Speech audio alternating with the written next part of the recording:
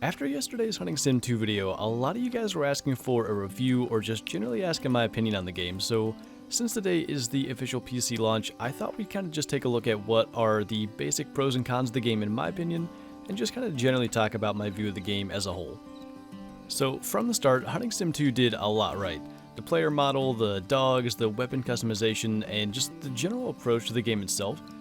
There's a lot I like, but there's definitely some drawbacks. The animal models are definitely not great. The audio's pretty unrealistic, specifically from animal calls, and the price is actually a bit higher than I would have guessed, but for a lot of people, depending on their preferred style of gaming, I can see the good outweighing the bad with this one. I've only played for 12 hours, but I visited all of these 6 maps, and I can definitely say there's a pretty good diversity of both terrain and species. And for the 3 individual regions, it seems like there's almost like 2 different map difficulties. One's easier with like more open ground and, at least in my opinion, less interesting animals, then a more difficult map with more brush, generally like harder to spot animals, but the animals there tend to be a little more intriguing. So I like that. I also really like how they kind of use the lodge as a menu in a way, and the fact that you can display your trophies in that trophy lodge is probably the thing that's going to keep me coming back the most. Like, the ability to go back and see what you've gotten is huge for me. So let's go a little further in depth to the pros and cons, and as I mentioned, the trophy lodge is definitely the biggest plus to the game for me. Like, being able to go back into the trophy lodge and see the animals we've gotten and kind of have that goal to work towards to try to fill the lodge with all the different animals, I think that's going to be the biggest thing that keeps me coming back to the game, because there's no real goals to the game other than the ones you set yourself. Like, I do like the fact that it's just a kind of go out and hunt style. I don't have anything against missions, but there's no missions to, you know, have you do a certain thing with a different weapon, or, you know, something that you're not necessarily caring to do, but, you know, you need to do it to progress. There's none of that in the game other than that initial tutorial. It's literally just open world, go out and hunt, and whatever you want to do, you can do. So I like that approach, because, I mean, most games have kind of a direction they try to push you in. This game's pretty much up to you. And actually, going off that, another pretty unique thing is the interface and kind of menu being in the lodge. Like, you have that trophy lodge, which is something you're working to improve all the time, but also in there is the store, your loadout, your clothing. Like, everything's in there instead of like a menu. There is a menu at the beginning of the game where you can like choose a new game or continue and that stuff, but the fact that you can kind of do everything from the lodge, I find that to be unique and I really like it. Of course, I mentioned at the beginning that I thought the player model was good. It's probably one of the best looking things graphically in the game, and the clothing looks great as well, and the ability to customize to some degree with the clothing and the backpack you wear and stuff, I do like that. I like customization and character customization specifically in games, so it's cool to be able to do that. And I mean, going along with the player, the animations are decent enough. They're not amazing, but they're definitely pretty decent quality. But actually, maybe my second favorite thing is the weapon customization, and in my mind for a hunting game, it's pretty much perfectly implemented.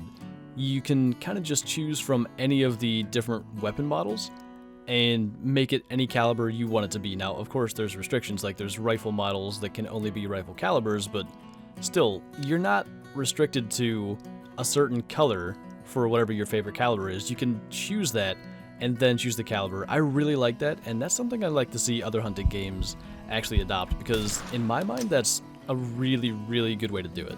Then, of course, we have the dogs, which I like the models. I'm not sure how useful they are just yet. I felt like trying to track animals, if you haven't seen them yet, is kind of useless, at least from what I was able to gather from playing. It's kind of nice to be able to blood trail. Like, for instance, there was a bobcat that I shot, and I actually couldn't find it. I couldn't find the blood or anything, but my dog managed to find it. So, I mean, they're useful to have there for stuff like that, but I do think maybe the game places a bit too much emphasis on them, and maybe not even intentionally, but at least in the tutorial and stuff, it made it feel like the dogs were going to be able to just find you all your animals, where, at least in my play experience, they really didn't do that. So I like the dogs. I think they're cool. It's really nice to have them, and they don't really hurt anything, but yeah, I feel like kind of the way they're presented to you at the beginning makes it feel like they're going to be more useful than they are. So getting into the negative side a little bit, probably the biggest drawback to the game for me is the kind of lackluster animal AI and the animal models. Now, the models aren't bad, none of them look terrible, but none of them are great either. They're just kind of like decent, passable models, but their AI, from my experience, is just kind of like wander around aimlessly, feed occasionally, and if you're within 200 meters of them, they kind of just call over and over to let you there. And I think that may be a response to how difficult Roosevelt Forest was on that initial version of the game we got to play, because finding animals there was impossibly difficult.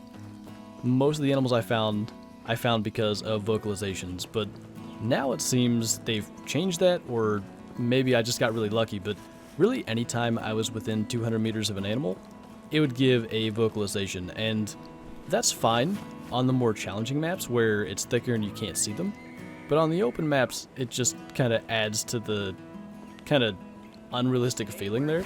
And going along with that, the audio in general is not great. Like, it's passable, but the animal calls, a lot of them make no sense. I had a moose make like an elk bugle, pronghorn grunting like deer, and I mean, that's not a huge deal, but they're not really realistic sounds for the animals, and that can kind of take away from the immersion a bit.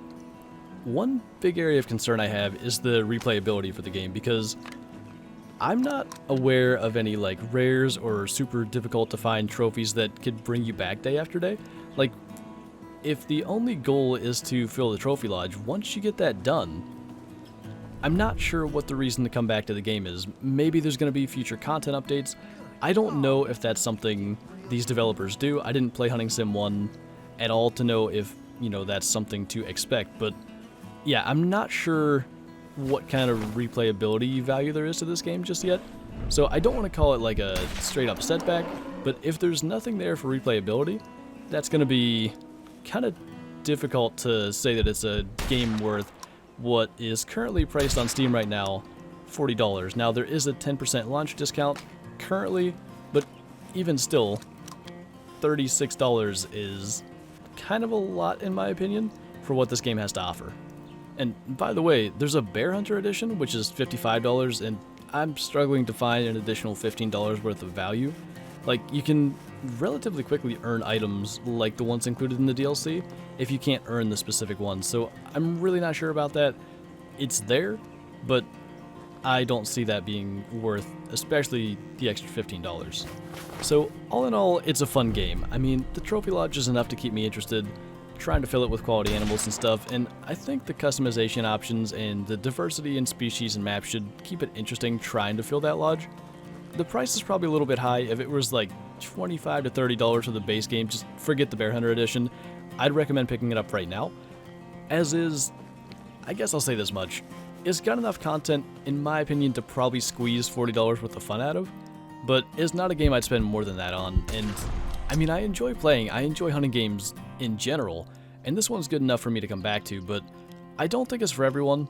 It's got its place, but waiting for a sale doesn't seem like a bad idea. I don't know if the game will receive any major content updates, like I said, and I just don't know if that's something they tend to do, but even without knowing, there doesn't seem to be much you'd be missing out on by waiting to see if it goes on sale sometime soon. It's a tough one, because it's a bit too expensive for what it is for me to just outright recommend buying it, but it's good enough that I'll be playing it on the channel, and I think I'll leave it there for you guys to make your own decision. So if you have any questions about the game, feel free to leave them in the comments below. I'll do my best to go through those and answer them. Thank you guys for watching, and I'll see you next time.